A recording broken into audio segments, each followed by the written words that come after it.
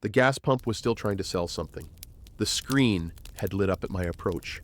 A woman's voice began her pitch, warm and bright, the kind of voice that used to make people buy things they did not need. There was no fuel in the tank, no money in my pocket, and no one else alive for miles. The voice did not notice. I stood there and let her speak. I wanted to hear how long it would take her to stop. She did not stop. I have wondered sometimes if the pump was the first warning sign, or one of the first. Somewhere in the records of those years, there is a threshold no one noticed crossing. Before it, a quiet errand was still possible. After it, the screens followed the body wherever the body had to stay still. The elevators, the subway platforms, the back seats of the cars, people rented by the minute, the hospital waiting rooms. A few months later, perhaps a year, came the season when the birds stopped being heard. Sit by the fire. I need to tell you about the era of stimulation. What they built was the air itself, something you walked through without noticing, because it was everywhere at once and because there was nothing else left to breathe. They had many names for it at the time: marketing, attention economy, engagement. The words changed every few years, the way fashions change. The substance did not. The substance was simple. Every surface in the human world had been rented out. Every pause in the human day had been filled.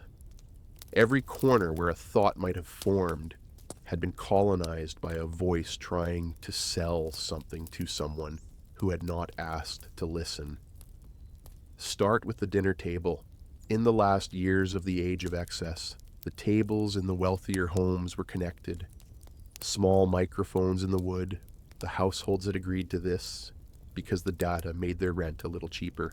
Every time someone said a brand name during the meal, the counter on the kitchen wall ticked down a few cents, sometimes more.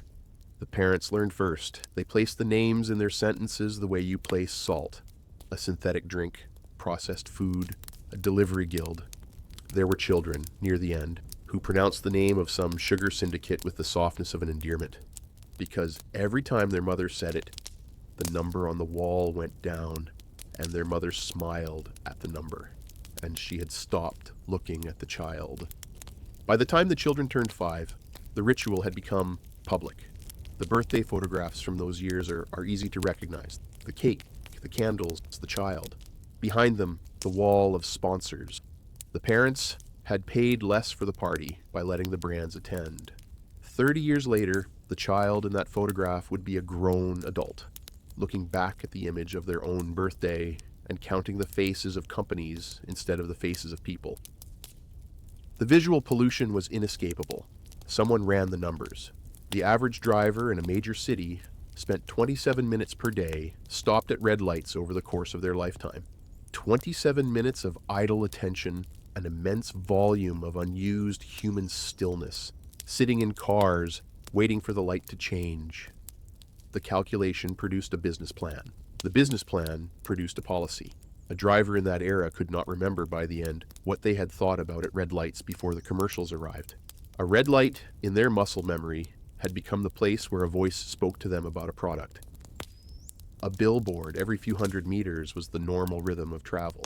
Then the billboards grew larger. Then they grew closer together. Then the spaces between them almost disappeared.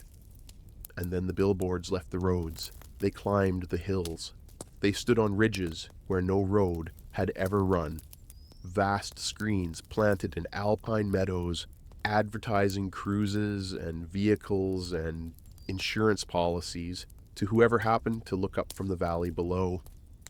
A mountain, it turned out, was also a surface. And every surface had been rented. In one of the albums I found, someone had written, under a photograph of a hill with a bright screen at its base.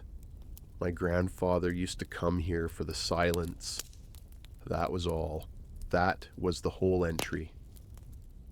In the public spaces, the music was always on. The trains, the cafes, the parks. By the end of the age of excess, silence had become premium service.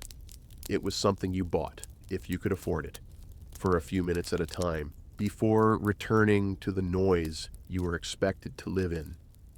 The poor lived in the music. The rich paid to disappear from it. In one of the parks I visited, the feeders were still standing, 4 digital credits, 10 minutes of uninterrupted bird song, scanned to listen. Without the payment, the speaker did what it had been built to do, a voice, cheerful, selling something. I sat under that tree for nearly an hour. I counted the interruptions. I stopped after the 12th. So they had taken the inside of the house. They had taken the commons. They had taken the mountains and the lakes.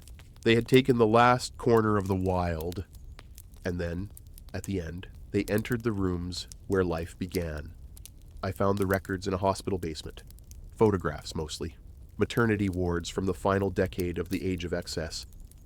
The mobiles above the cribs were not stars, or animals, or the shapes mothers had hung over their children for 1,000 generations. The mobiles were logos. By the second week of life, the infants of the age of excess fixed their eyes on screens with more intensity than on human faces.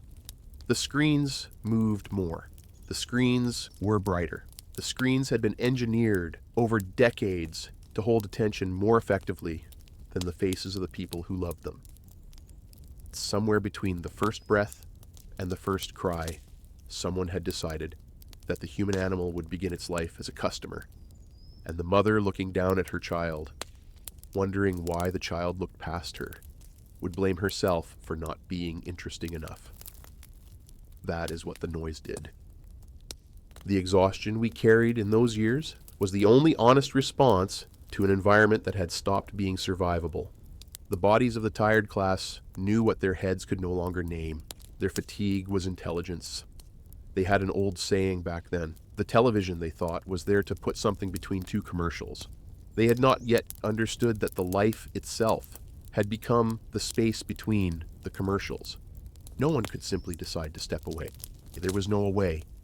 The machine was the air you breathed. I walked back past the gas station on my way out of the plaza. The screen was dark. The pump had exhausted its last reserve of power. The crackling had stopped. The silence had come back.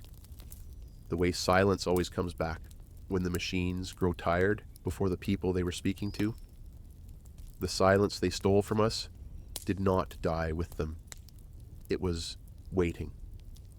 Under the jingles, behind the screens, beneath the bird song they had paved over. It is still there. If you sit still long enough, you will find it again. The fire is still burning. And tonight, for a moment, the world is quiet enough to hear it.